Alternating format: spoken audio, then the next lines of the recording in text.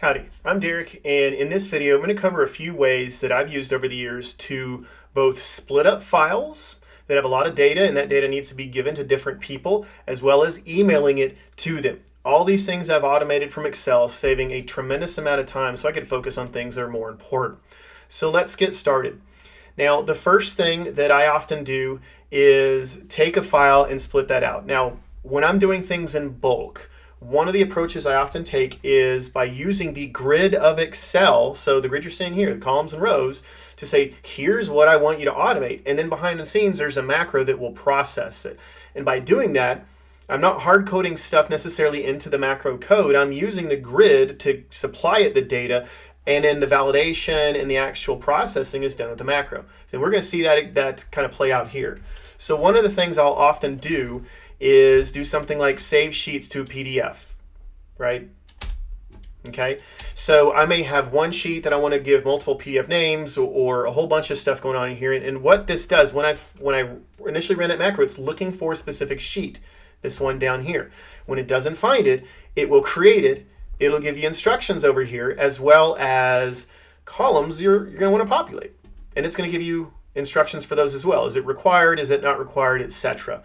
So you'd fill in what sheet name, what is the path of that PDF file, and what is the file name for it, and then just repeat. And the beauty of taking this approach is you can use things like copy and paste, find, replace, filter and sort, and of course the best one of all is formulas.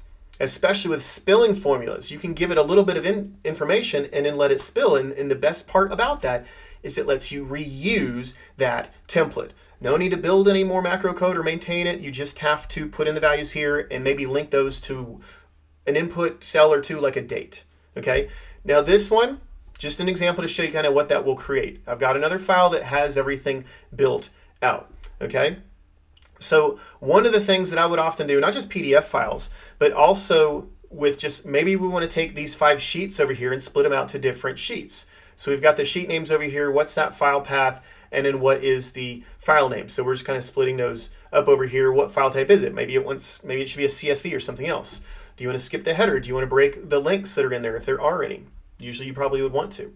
So currently I've got a folder over here that has only this example file in it, okay, nothing else. Now when we run this, save sheets to separate files, the sheet name is generally the same name as the macro. So save sheets to separate files. Notice I'm using a big search box where I can run any of these with just a couple of characters. So it's literally going to process this, okay, creating those files, whatever we've told it to. You can see the flickering a little bit in the background here. And then it'll be done. It'll tell you what it found, okay? So 5 files were saved, or 5 sheets is 5 separate files. And we can see that over here. Those 5 were saved just like we told it to, okay? Now very similarly, we can save PDFs of these. A lot of times we don't want people to have necessarily the whole files or the formulas or whatever. So we can do the same thing with PDF, okay? Now you saw me run this a moment ago when the sheet was not in a file and it created it. Once it's in the file, it will process it. Very similarly to what we just saw. Okay, now we have PDF files to go along with it. Now it could be that you have a whole lot of data, right, that you want to change. So there's a whole bunch of stuff. You've got a template kind of like the template we have here. So there's a date, there's a store number, and these items over here with some of this are all linked using those input fields to the source data. Okay, so this next one is going to do a little bit more than just export a sheet. What it's going to do is say what sheet, what range name or range address do you want to change? What's the value or the formula you want to change it with? Okay, and then optionally, do you want to save it to a path and what sheets you want to save it to? Notice we could do several sheets if you want to be able to see multiple things, not just that template sheet, but maybe some other, drop-down list or something else.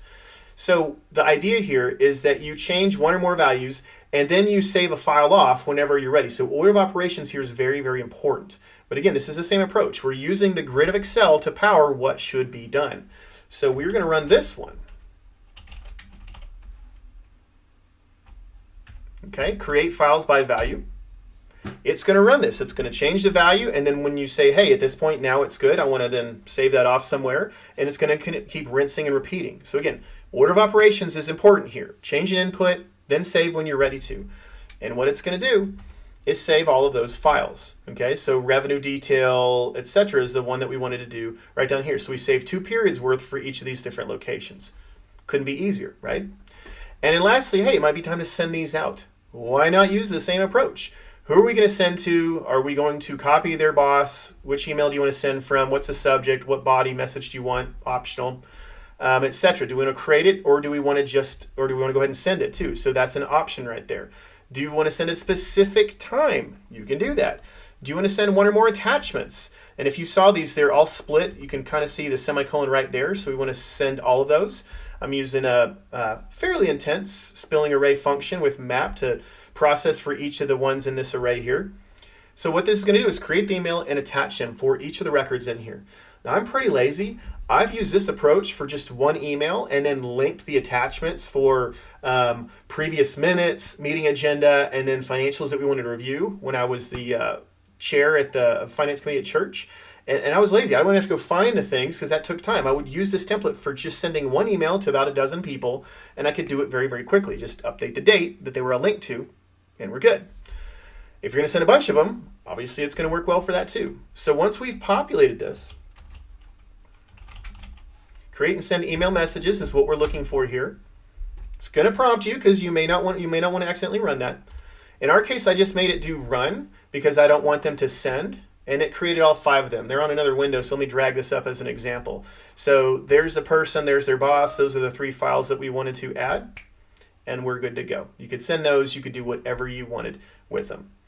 All right, so to conclude, use Excel and automate around it. Okay, take an approach just like I did here, where we've got, I don't know why we went to the bottom here, but we've got the grid to fill in the content that we want to automate with, and then the macros behind the scenes are using that content to then save a tremendous amount of time. The more things that you're sending out to people, the more frequently that you do these things, the more time you will save.